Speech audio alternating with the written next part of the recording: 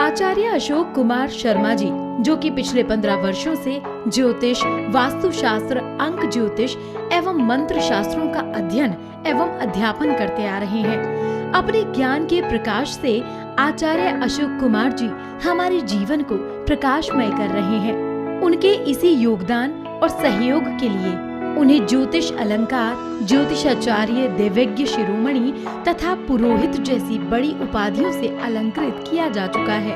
आचार्य अशोक कुमार शर्मा जी का मानना है कि सभी शास्त्रों का निर्माण सिर्फ मानव कल्याण के लिए हुआ है। पिछले 1 दशक से भी ज्यादा समय से आचार्य अशोक कुमार शर्मा जी ने न केवल असंख्य लोगों को परामर्श देकर उनका जीवन धन्य किया, बल्कि लोगों के जीवन में खुशियों की बरसात की। आचार्य अशोक कुमार शर्मा जी अपने ज्ञान, अपने कौशल से ज्योतिष, वास्तु, अंक ज्योतिष आदि विषयों पर अपने छात्रों के जीवन को प्रकाशमय कर रहे हैं। नमस्कार, ग्रहों के शतरंज में आपका बहुत बहुत स्वागत है। मैं हूं आपके साथ रचना मिश्रा। दोस्तों, हमारा ये खास कार्यक्रम इसलिए भी खास है क्योंकि इस कार्यक्रम के जरिए ज्योतिष शास्त्र में जो भ्रांतियां फैली हैं, उन भ्रांतियों को हम इस कार्यक्रम के जरिए दूर करने की कोशिश करते हैं। और इन भ्रांतियों को दूर करने के लिए हमारे साथ मौजूद है हमारे स्टूडियो में आचार्य अशोक कुमार शर्मा जी। आइए उनका स्वागत करते हैं। आचार्य जी, आपका बहुत बहुत स्वागत है हमारे इस खास कार्यक्रम में। नमस्कार दोस्तों, हमारी जिंदगी में नक्षत्र, लगन, राशियां और मुहूर्त, ये सब चीजें काफी मायने रखती हैं। उन्हीं में से एक है गंडमूल नक्षत्र। क्या होता है ये गंडमूल नक्षत्र? आज इसी विषय पर हम चर्चा करने वाले हैं। तो आइए इस चर्चा को आगे बढ़ाते हैं और आचार्य जी से बातचीत करते हैं। आचार्य जी, आपसे सबसे पहले जानना चाहेंगे कि कई बार क्या होता है कि माँ बाप कहते हैं कि हमारे बच्चे का जो जन्म हुआ है वो गंडमूल नक्षत्र में हुआ है, और अगर ऐसे किसी बच्चे का जन्म हुआ हो तो ऐसा अक्सर सुनने में आता है। आखिरकार ये गंडमूल है क्या? देखिए, ज्योतिष शास्त्र के अंदर बहुत सारे योगों का प्रतिपादन किया गया। उसमें जैसे ही बच्चे का जन्म हुआ करता है, उस समय देखे जाने वाले कुछ योगों में से एक योग है, उसका नाम है गंडमूल नक्षत्र। गंडमूल ये 2 शब्दों से बनता है। गंड का मतलब हुआ करता है गांठ, और मूल का मतलब हुआ करता है जड़। जहाँ पर भी नक्षत्रों की जो आवर्ती प्रारंभ हुआ करती है और जहाँ पर ये आवर्ती टूट जाती है, उन दोनों सिराओं को अगर माने तो वो गंडमूल नक्षत्र कहलाते हैं। इस तरीके से हम कहें तो मेष, सिंह और धनु राशियां हैं, इनके अंदर नक्षत्रों की आवर्ती जो है प्रारंभ हुआ करती है। अश्वनी, मघा और मूल। और कर्क, वृश्चिक और जो मीन राशि है उसमें आश्लेषा, ज्येष्ठा और रेवती, ये 3 नक्षत्र हुआ करते हैं, जहाँ पर भी आवर्ती समाप्त हो जाती है। तो इन 6 नक्षत्रों में जिस भी बच्चे का जन्म हुआ करता है उसको हम गंडमूल नक्षत्र कहते हैं। तो गंडमूल नक्षत्रों में अगर जन्म होता है तो उसके लिए हमारे यहाँ पर शांति विधान की बात की गई। तो या तो बच्चे का जब जन्म हुआ उस समय ही 11वें दिन करा सकते हो, या 27वें दिन जो जन्म नक्षत्र पड़ता है उसी दिन उसकी शांति की जाती है।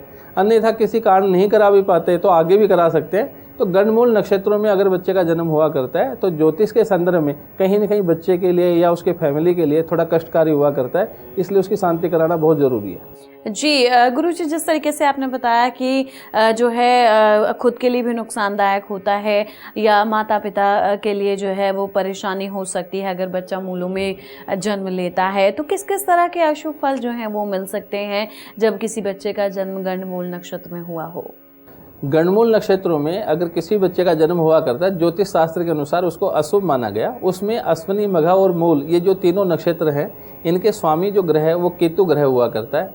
इनके यदि प्रथम और द्वितीय चरण में अगर बच्चे का जन्म है तो ज़्यादा अशुभ फलदायक होता है, लेकिन तीसरे या चतुर्थ अगर चरण में बच्चे का जन्म है तो उतना ज़्यादा अशुभ फल नहीं मिलता। लेकिन जो दूसरे जो नक्षत्र है हमारे बुध के, उसमें आश्लेषा, ज्येष्ठा और रेवती है, उसके चतुर्थ चरण में जो जन्म है वो शुभ माना गया।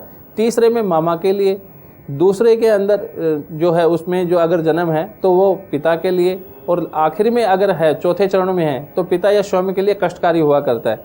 लेकिन इसके लिए भी ये है कि गंड जो मूल है उसका वास हुआ करता है। हम जानते हैं कि पिछले कई वर्षों से देख रहे हैं कि रक्षाबंधन के समय कहते हैं कि भद्रा लगी हुई है, इस समय जो है आप है ना जो राखी नहीं बांध सकते। उसी प्रकार से भद्रा जो होती है उसको विष्टिकरण कहते हैं। वो जो भद्रा का वास है वो आकाश में, पाताल में और मृत्युलोक पे हुआ करता है। उसी प्रकार ज्योतिष शास्त्र में एक नियम बना कि गंडमूल जो है उसका भी जो वास है वो आकाश, पाताल और पृथ्वी पर हुआ करता है। यदि गंडमूल नक्षत्र में जन्म हो और भूमि पर उसका वास हो, पौष, कार्तिक, श्रावण आदि मासों में जन्म हो, तो गंडमूल का जो फल है वो बहुत ही ज़्यादा अशुभ मिलता है। हमने देखा है जिन बच्चों का इन तीनों नियमों के अंतर्गत जन्म हुआ उनको कहीं ना कहीं हेल्थ की बड़ी मेजर प्रॉब्लम रही, माता पिता को जो है बड़ी दिक्कतों का सामना करना पड़ा, आर्थिक स्थिति जो थी वो उनकी बड़ी डावाडोल हो गई, कहीं ना कहीं बच्चों को हेल्थ की वजह से हॉस्पिटलाइज रहना पड़ा। तो कहीं ना कहीं हम कह सकते हैं कि गंडमूलों में अगर जन्म है तो उसकी शांति करनी चाहिए। और नारद जी का तो मत है कि किसी भी गंडमूल नक्षत्र के किसी भी चरण में अगर जन्म हो तो व्यक्ति जो अपना कल्याण चाहता है उसको उसकी शांति अवश्य करानी चाहिए। जी, तो अशुभ फल भी मिलते हैं जब गंडमूल नक्षत्र में किसी बच्चे का जन्म होता है, या तो वो खुद के लिए कष्टकारी होता है या फिर माता पिता को काफ़ी कष्ट मिलता है। तो गंडमूल की जो शांति है वो अवश्य करा लेनी चाहिए ताकि ज़िंदगी में आने वाली परेशानियों से जो है वो छुटकारा पाया जा सके। गुरुजी, जिस तरीके से आपने बात की अभी कि गंडमूलों की जो शांति है वो करा लेना बेहद ही ज़रूरी है और करा लेना चाहिए, तो कौन सा उचित समय होता है जब करानी चाहिए शांति गंडमूल नक्षत्र की? देखिए, गंडमूलों की शांति के लिए हमारे यहाँ जो विधान है वो ये है कि जिस नक्षत्र में बच्चे का जन्म हुआ है वही नक्षत्र अगर दोबारा मिल जाता है हमें तभी करानी चाहिए।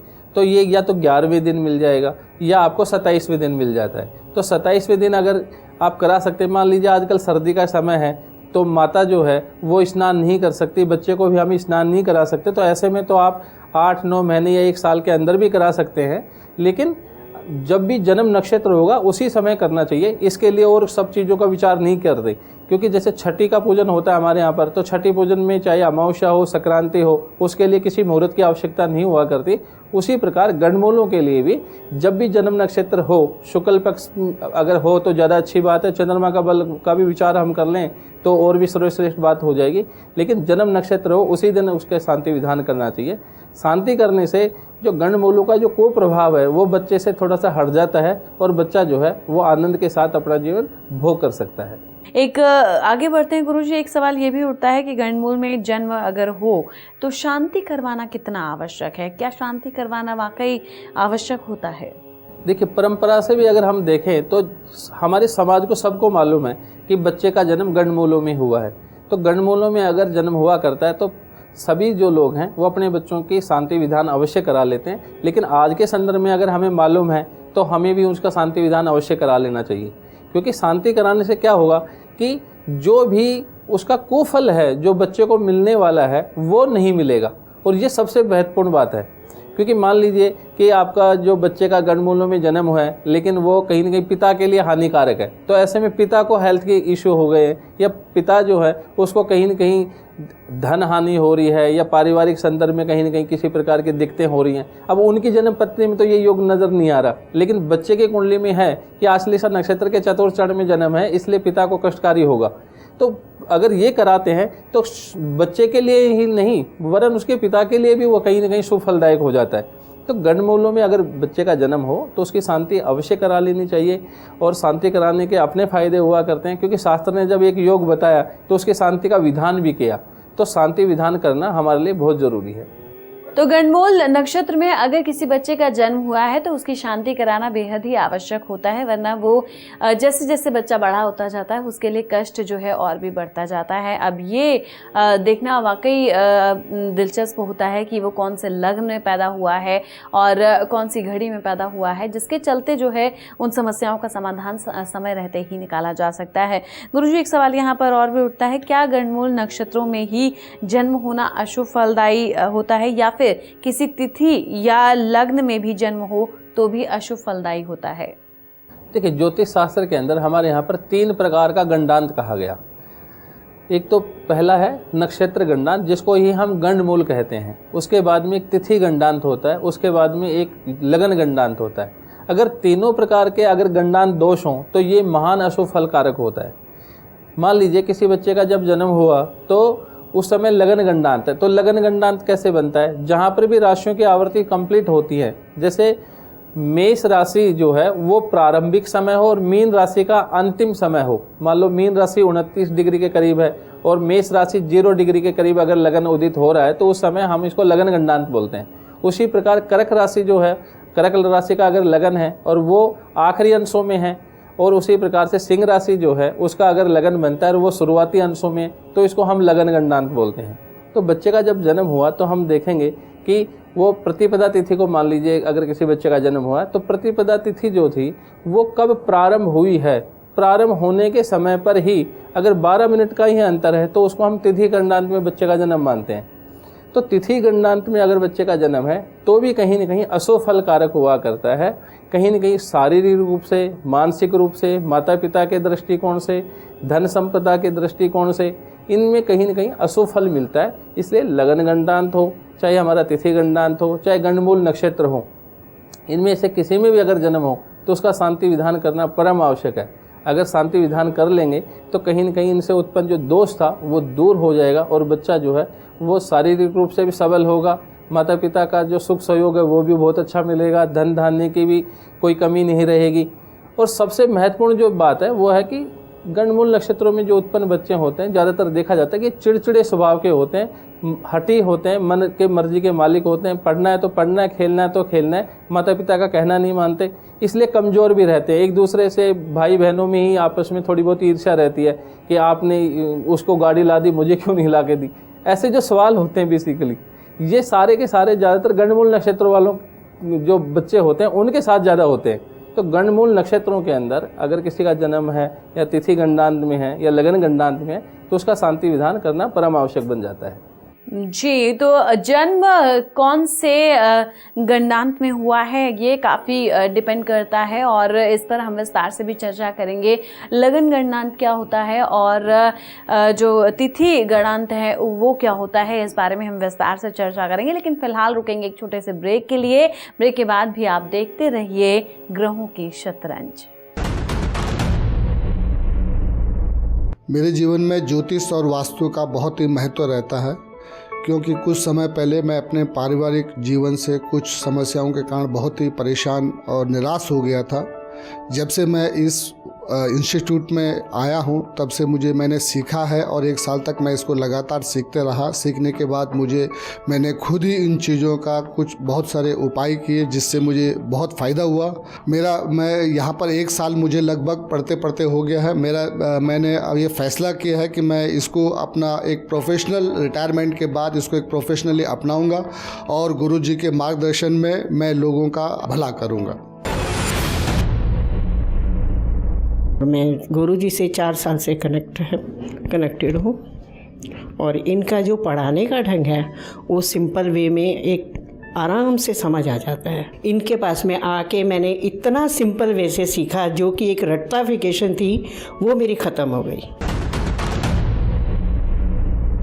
जो हमारे गुरुवर हैं श्री अशोक कुमार जी, उनके बारे में तो तारीफ़ करना तो ये समझिए कि सूरज को दीपक दिखाने वाली बात है। यदि ब्राह्मणों के कर्म को आगे बढ़ाना है तो ऐसे गुरुजनों का होना बड़ा ही आवश्यक और बड़ा ही ज़रूरी है। अगर ऐसे गुरुवर सभी को भी मिल जाए तो मैं ये कह रहा हूँ कि जो हमारी वैदिक संस्कृति है, जिसे हम ज्योतिष वास्तु कहते हैं, उसको आगे बढ़ाने में बहुत ज़्यादा सहायता मिलेगी। जो चीज़ उन्होंने एक बार किसी को पढ़ा दिया और समझा दिया वो दिमाग से कभी निकलता ही नहीं है, वो ऐसे बैठ जाता है मान लो जैसे पता नहीं कितने पुराने टाइम से उन्होंने पढ़ रखा हो। उनका पढ़ाने का तरीका ही बिल्कुल अलग है। हमारा पता है institute of Vastu astrology and gemology, C118, first floor, Palam Vyapar Kendra market, Palam विहार, गुड़गांव 122017। हमारे फोन नंबर्स हैं 01244073 9971743292 9810155145। हमारी ईमेल आईडी है ग्रहों की शतरंज @gmail.com। हमारी वेबसाइट है www.iwag.com। ब्रेक के बाद आप सभी का स्वागत है हमारे इस खास कार्यक्रम ग्रहों की शतरंज में। हम लगातार बात कर रहे हैं गंडमूल नक्षत्रों की, जिनमें अगर बच्चे का जन्म होता है तो किस तरह से अशुभ फल देता है, किस तरह से बच्चों को दिक्कतें होती हैं, यहाँ तक कि उनके माता पिता को भी जो है काफ़ी कष्ट मिलते हैं, काफ़ी आर्थिक परिस्थितियाँ जो हैं वो भी काफ़ी हद तक ख़राब हो जाती हैं। तो गंडमूल नक्षत्रों में जिन बच्चों का जन्म हुआ है तो उसकी शांति कराना बेहद ही आवश्यक हो जाता है। इसी बात पर हम चर्चा कर रहे थे आचार्य जी के साथ, और चलिए आगे बढ़ते हैं। आचार्य जी, अब से कुछ देर पहले जब हम बात कर रहे थे तो आपने लगन गणनांत और तिथि गणनांत की बात की थी। इसकी अगर हम बात करें तो लगन गणनांत और तिथि गणनांत में अगर जन्म हो तो क्या गंडमूल के बजाय ये ज्यादा दोषप्रद होते हैं? ये सब जो है ज्योतिष शास्त्र के अंदर योग हैं कि किसी बच्चे का अगर गंडमूल नक्षत्रों में जन्म है तो उसका ये प्रभाव होगा। उसी प्रकार से अगर किसी बच्चे का जन्म तिथि गणनांत में है तो उसका ये फल होगा। उसी प्रकार से लगन गणनांत में भी अगर किसी का जन्म है तो उसके भी ये फल जातक को अपने जीवन में भोगने पड़ेंगे। ये सारा का सारा जो नियम है वो सारे के सारे ज्योतिष शास्त्र के अंतर्गत आते हैं। और किसी बच्चे का जन्म यदि गंडमूल नक्षत्रों में भी हो, तिथि गणनांत में भी और लगन गणनांत में भी हो तो उसके बाद भी एक नियम और लागू हुआ करता है कि यदि ये सायंकाल का जन्म है, जब सूर्यास्त का समय है या सूर्योदय के समय, इसको हम प्रातः संध्या और साय संध्या कहते हैं। अगर इस समय भी अगर जन्म है तो कहीं ना कहीं आयु के लिए बड़ी दिक्कत करने वाला होता है। बच्चे को हेल्थ के मेजर इशू हो सकते हैं, यहाँ तक कि मृत्यु जैसी संभावनाएं भी जो है इन योगों के अंदर देखी गई हैं। तो सब जो जितने भी ये योग हैं तीनों समेत रूप से लागू हों तो ज़्यादा जो है हानिप्रद हुआ करते हैं। लेकिन अगर अलग अलग हैं तो उनसे संबंधित जो शांति विधान है उनको भी करा लेना चाहिए। अगर ये तीनों हैं तो शांति विधान अवश्य ही करा लेना चाहिए। अगर जानकारी का अभाव है तो फिर मैं कुछ कह नहीं सकता, लेकिन अगर जानकारी है तो बच्चे का जो भी हित चाहते हैं उनको, उनके माता पिता को इनकी शांति विधान अवश्य कराना चाहिए। जी, तो अगर जिन बच्चों का जन्म गंडमूल नक्षत्र में होता है, लगन गणनांत के तहत होता है, तिथि गणनांत के तहत होता है, तो इन परिस्थितियों में जो है उनकी शांति कराना बेहद ही आवश्यक हो जाता है। गुरुजी, एक बात यहाँ पर काफ़ी समय से हम लोग सुनते आते हैं कि जिन बच्चों का जो जन्म है गंडमूल नक्षत्र में होता है वो अपने उनके जो पिता होते हैं उनको उनकी शक्ल नहीं देखनी चाहिए। काफ़ी दिनों तक, कुछ दिनों का प्रावधान होता है कि उन्हें दूर रहना चाहिए, वो उनका मतलब फेस भी नहीं देख पाते हैं। आखिर ऐसा क्यों? ये क्या सही है? ये आप इसे किस तरह से देखते हैं? हाँ, देखो, ज्योतिष शास्त्र के अंदर इस बात का जिक्र आया है कि जैसे कि मैंने पहले भी कहा था कि गंडमूलों का अगर वास जो है अगर वो पृथ्वी के ऊपर हो और वो दिश भाव लग्नों में बच्चा पैदा हुआ है और साथ में गंडमूल नक्षत्र में भी उत्पन्न है तो ऐसे में पिता को अपने पुत्र का मुख नहीं देखना चाहिए। तो ये जो नियम था ये अधिकतम 27 दिन का है। 27 दिन के बाद में जब गंडमूलों की शांति की जाती है उसके पश्चात जो है पिता अपने पुत्र का मुख देख सकता है। ये नियम इसलिए बनाए गए थे क्योंकि बहुत सारे जो योग हैं वो योग तब कन्फ्लिक्ट हुआ करते हैं या प्रभाव जो है दिया करते हैं जब उनके साथ में जो भी पैमाने हैं ज्योतिष शास्त्र के वो आपस में एक साथ में सम्मिलित रूप से संतुलन के साथ जुड़ जाते हैं। तो इसलिए पिता को पुत्र से दूर रखने की बात कही गई। लेकिन ये सारी चीज़ें एक साथ मिले तब पिता को अपने पुत्र का जो है मुख नहीं देखना चाहिए। अन्यथा मान लो मात्र गंडमूल नक्षत्रों में जन्म है लेकिन भूमि पर उसका वास नहीं है, आकाश में उसका वास है या पाताल में वास है, दिश भाव लग्नों में भी नहीं है, तब पिता अपने पुत्र का मुख देख सकता है। उसके लिए इतनी बड़ी बात नहीं कही गई। लेकिन पूर्ण रूप से अगर गंडमूल नक्षत्र जो है वो लागू हो रहे हैं, पूरे नियमों के साथ में लागू हो रहे हैं, तो पिता को अपने पुत्र का मुख नहीं देखना चाहिए।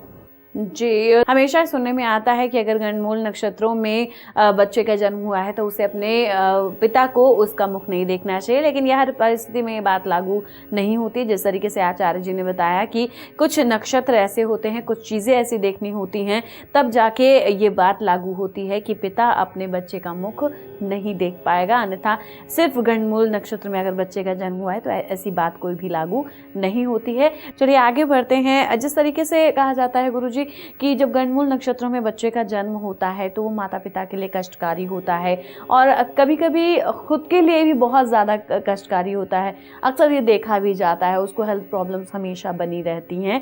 तो क्या ये एक अन्य योग भी हुआ करते हैं? जी हाँ, देखो, अगर एकमात्र हम गंडमूल नक्षत्रों का ही इसका कारण मान लेंगे तो जिन बच्चों का गंडमूल नक्षत्रों में जन्म नहीं हुआ और उनको भी अगर हेल्थ की प्रॉब्लम है तो किस कारण से हो रही है, ये सवाल हमारे सामने आके खड़ा हो जाएगा।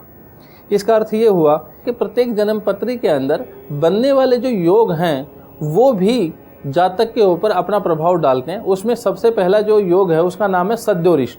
हमारे यहाँ पर आयु प्रकरण जो है ज्योतिष शास्त्र में वो 7 प्रकार का है। पहला जो है उसका नाम है सद्योरिष्ट।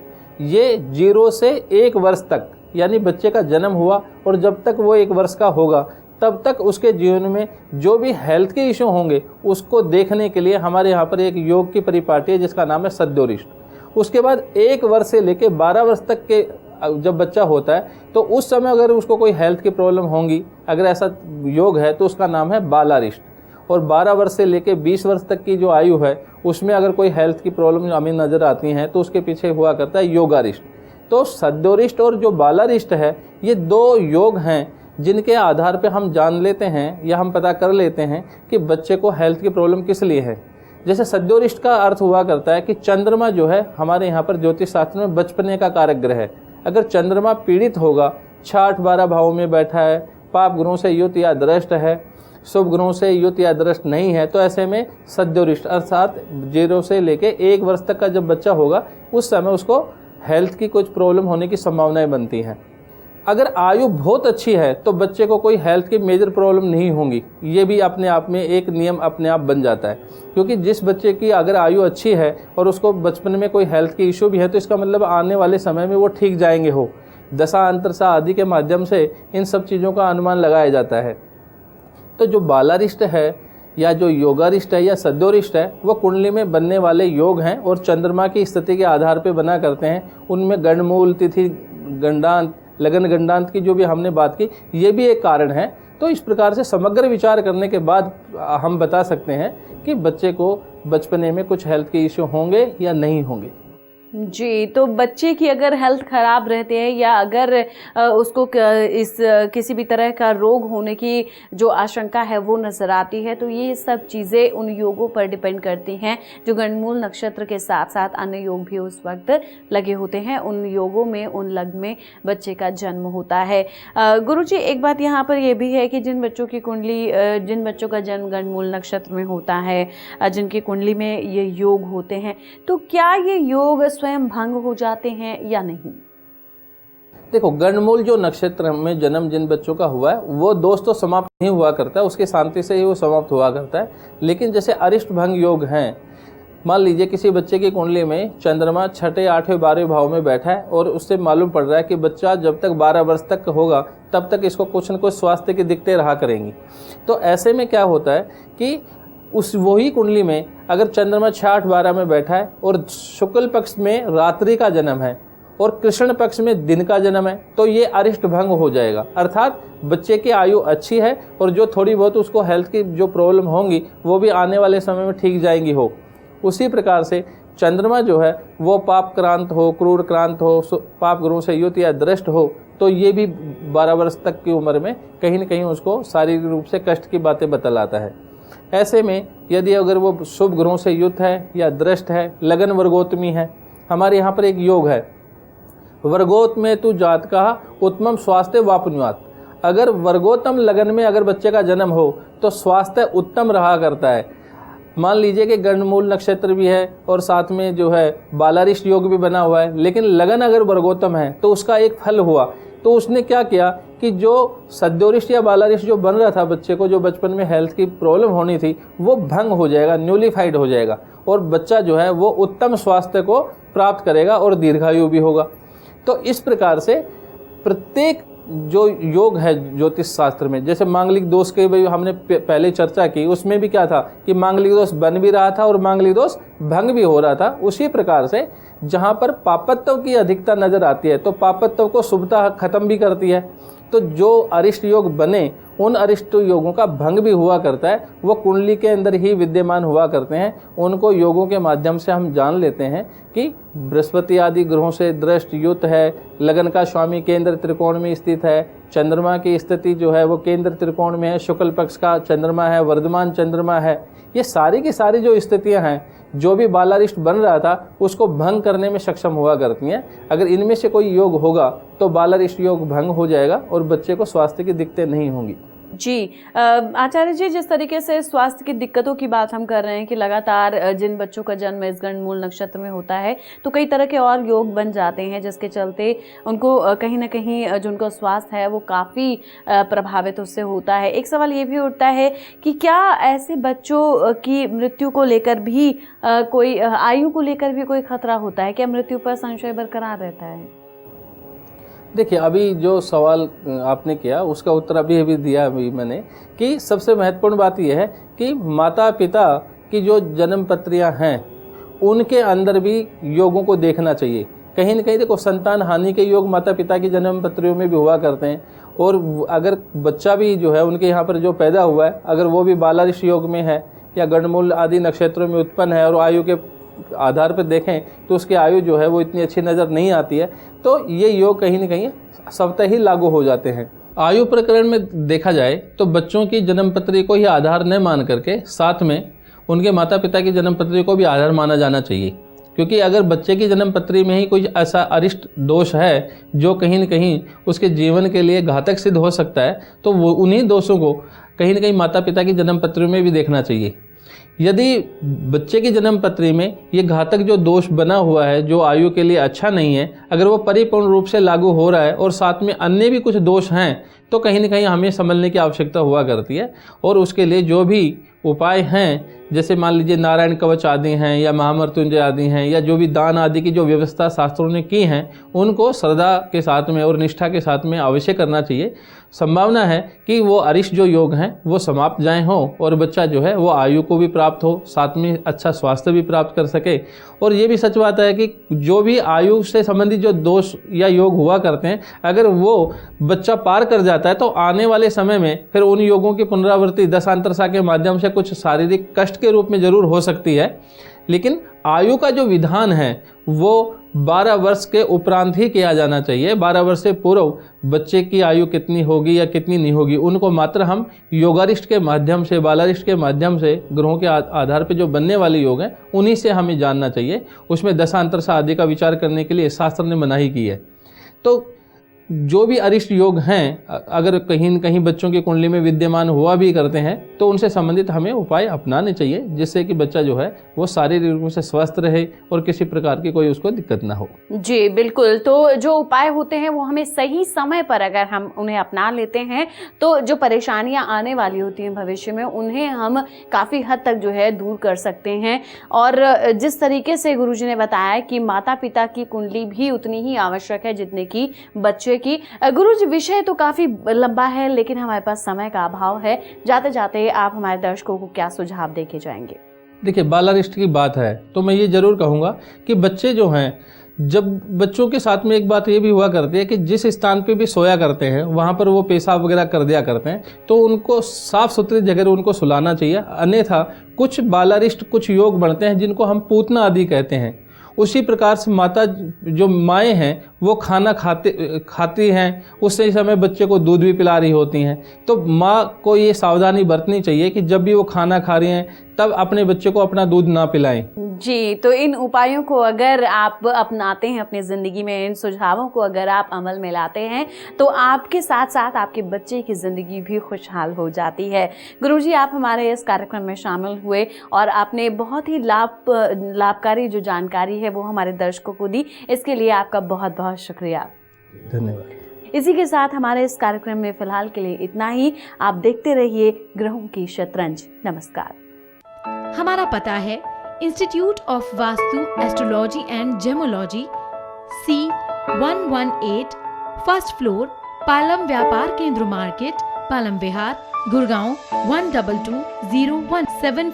हमारे फोन नंबर्स हैं 0124407386 9971743292 9810155145। हमारी ईमेल आईडी है ग्रहों की शतरंज @gmail.com। हमारी वेबसाइट है www.iweb